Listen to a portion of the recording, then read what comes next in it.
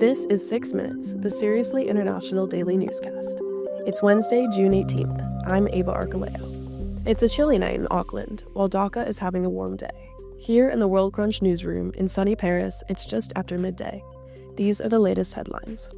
The G7 summit ends without joint statements on Ukraine and the Middle East. Former Argentine President Kirchner begins her 6-year sentence under house arrest. And our daily quiz question is about a mishap in Italy's capital. Our top story today is the ongoing Israel-Iran conflict, which is in its 6th day.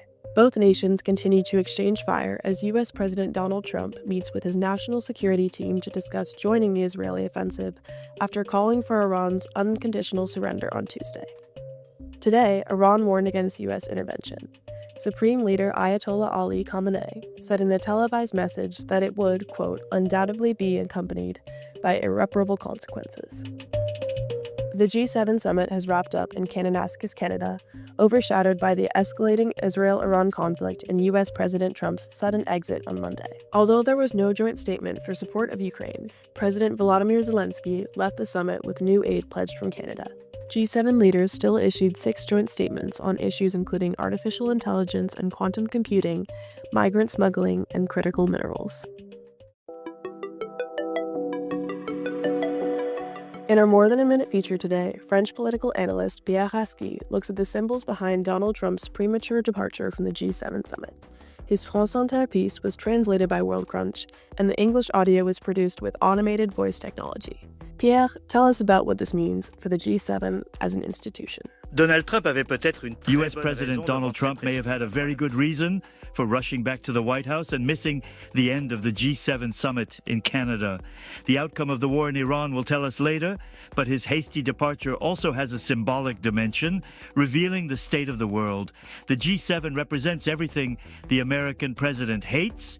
You have to negotiate with smaller countries, sign worthless joint declarations, and pretend, if only for the time of a photo, that you're a family. In short, multilateralism, the art of collectively managing the world's affairs, is the enemy. This is nothing new. Trump had already made a similar scene in 2018, also in Canada, dissenting from the final declaration he had just signed. Among his grievances was the exclusion of Russian President Vladimir Putin from the G8 after the annexation of Crimea in 2014. He made that point again this year. It was even the first thing he said on the first day, probably because he considers Putin more worthy of sitting next to him than those Europeans for whom he has nothing but contempt. Does the G7 still have any real purpose?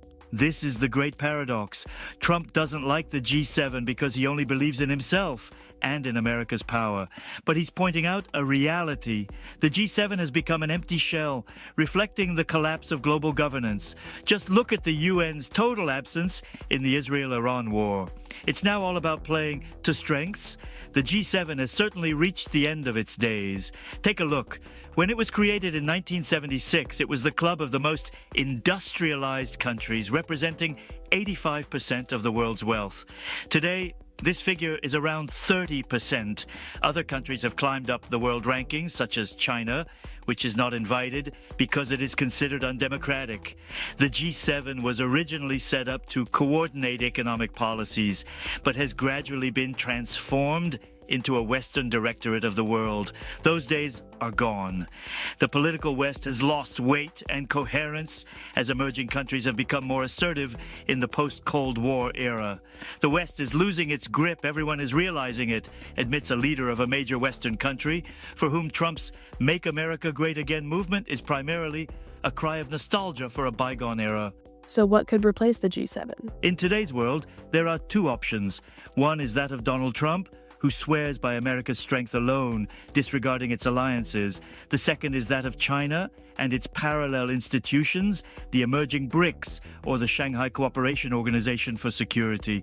Maybe we need to imagine a third path, a post-Western one, because a world organization based on the older Western domination is no longer legitimate. a more egalitarian one, without superpowers imposing their law.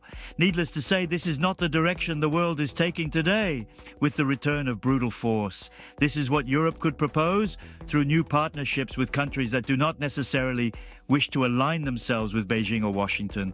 We're still a long way off, of course, with these multiple ongoing wars that turn their backs on international law.